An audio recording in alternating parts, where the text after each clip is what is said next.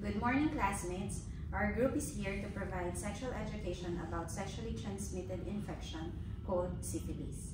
My name is Myra, and my other team members are Mazenit, Maron, Christine, and Florence. We are going to talk about the overview of the syphilis infection or disease, its prevalence, globally and nationally, symptoms, treatment, and the stigma attached to the disease. According to World Health Organization, syphilis is a bacterial sexually transmitted infection, or STI, caused by a spirochete bacterium called Treponema pallidum, which results in substantial morbidity and mortality and is curable. But if it is not treated, it can cause serious and potentially life-threatening problems.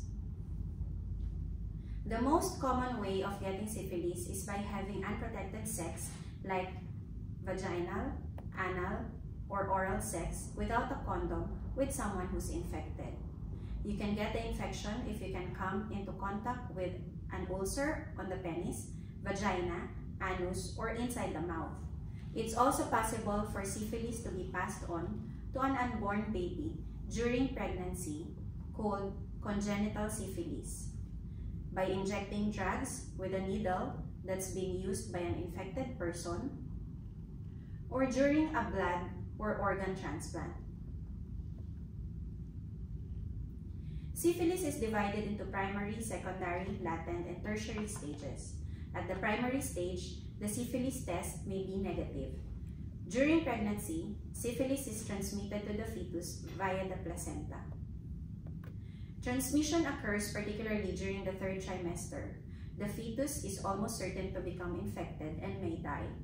Mother-to-child transmission of syphilis is usually devastating to the fetus in cases that were not detected or treated sufficiently early in pregnancy. Maternal syphilis, when untreated, treated late, or not treated with penicillin, results in adverse birth outcomes estimated in 50 to 80% of cases, depending on the stage of syphilis. These ABOs are often severe and include most commonly stillbirth, neonatal death, prematurity, low birth weight, and congenitally infected infants. The global epidemiology of syphilis shows that each year, there are an estimated 6 million new cases of syphilis globally in persons aged 15 to 49 years. Over 300,000 fetal and neonatal deaths are attributed to syphilis, with 215,000 additional infants placed in increased risk of early death. Syphilis continues to cause morbidity and mortality worldwide. While syphilis infection is easily identifiable and treatable, rates of syphilis infection continue to increase among select populations in high-income countries and remain at endemic levels in low- and middle-income countries. In Western Europe, the USA, and China, large increases in syphilis have been seen among key populations like men who have sex with men, or MSM.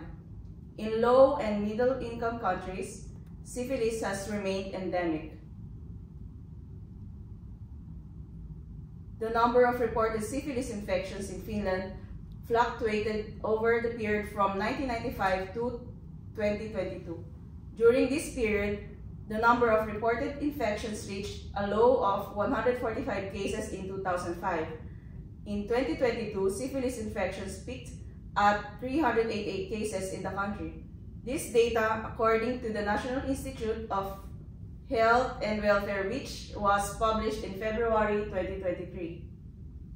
According to the Finnish Student Health Service sourced from the Finnish Medical Society Duodecim, most of the syphilis infections detected in Finland have been caught in Estonia.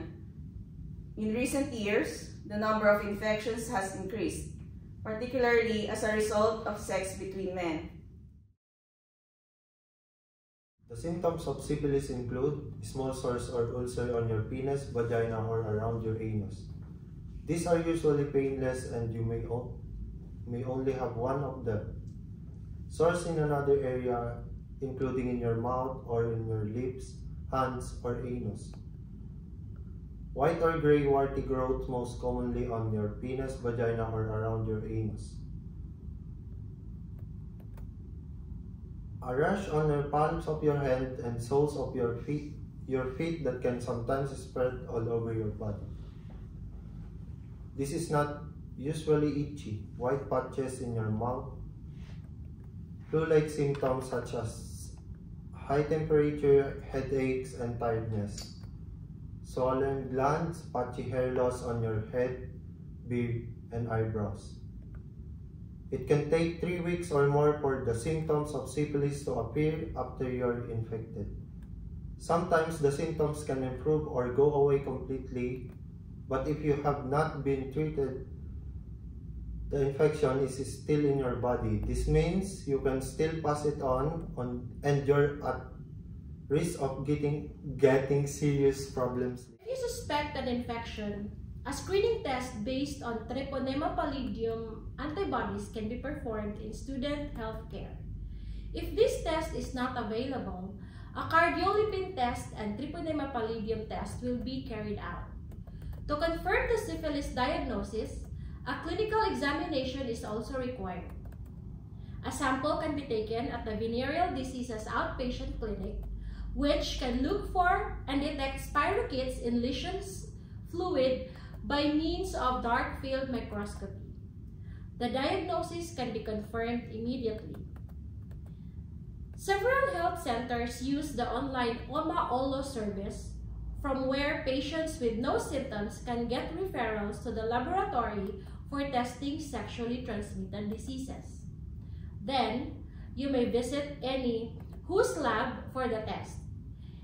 In Uusima, you can contact Venereal Diseases Outpatient Clinic on weekdays, your local health center, or an emergency clinic if you have symptoms, to avoid physical contact with others. Syphilis diagnosis is based on the person's history, physical examination, laboratory testing, and sometimes radiology, as symptoms are not common or noticeable. Identifying asymptomatic infection through laboratory tests and treatment of positive cases will prevent further transmission and adverse pregnancy outcomes, including congenital syphilis.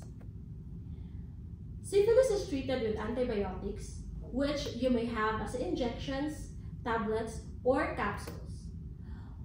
The primary treatment of syphilis is procaine penicillin. Those penicillin sensitivity can be treated with ceftriaxone. Treatment may be started before your test result is known. So how long you need treatment for will depend on the stage of your syphilis. In some people, treatment can cause flu-like symptoms such as high temperature, headache, and aching muscles. This usually lasts for up to 24 hours. You'll need to go back to the GP surgery for sexual health clinic 6 and 12 weeks after starting the treatment to be retested. And it is important to not have sex either vaginal, anal, or oral until you and your partner have finished treatment and tests have shown treatment has worked.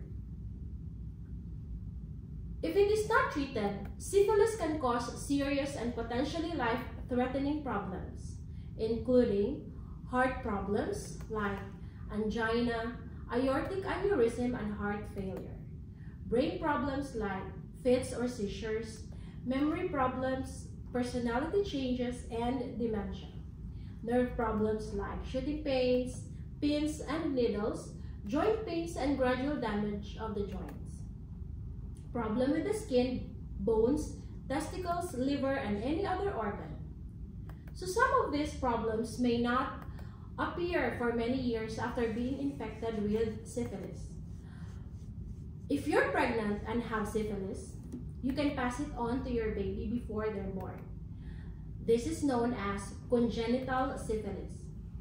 Having syphilis during pregnancy can also increase your risk of miscarriage, premature birth, and stillbirth. You'll be offered screening for syphilis if you're pregnant, so if it can be found and treated before it causes any serious problems. There are some things you can do to avoid getting syphilis and passing it on to others, such as use a condom when you have vaginal or anal sex. Use a condom to cover the penis or a latex or plastic square or dam to cover the vagina if you have oral sex. Make sure you complete treatment if you or your partner have syphilis. Do not share sex toys or wash and cover them with a new condom before anyone else uses them. And do not share needles if you inject drugs. Stigma refers to the devalued status that society attaches to condition or attribute.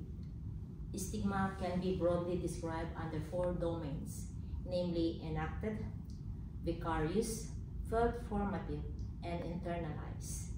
Enacted stigma refers to overt acts of discrimination and hostility directed at a person because of his or her perceived stigmatized status, while felt normative stigma refers to subjective awareness of stigma.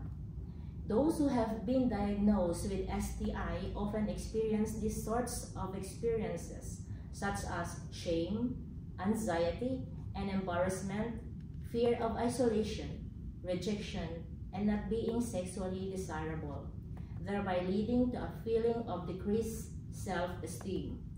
Women with sexually transmitted diseases or STDs often suffers from the feeling of being dirty, with the fear of negative reactions from others.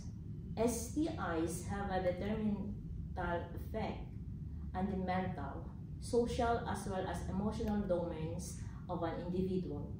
Most of them are afraid that they will lose their family support and hence do not want to disclose their condition.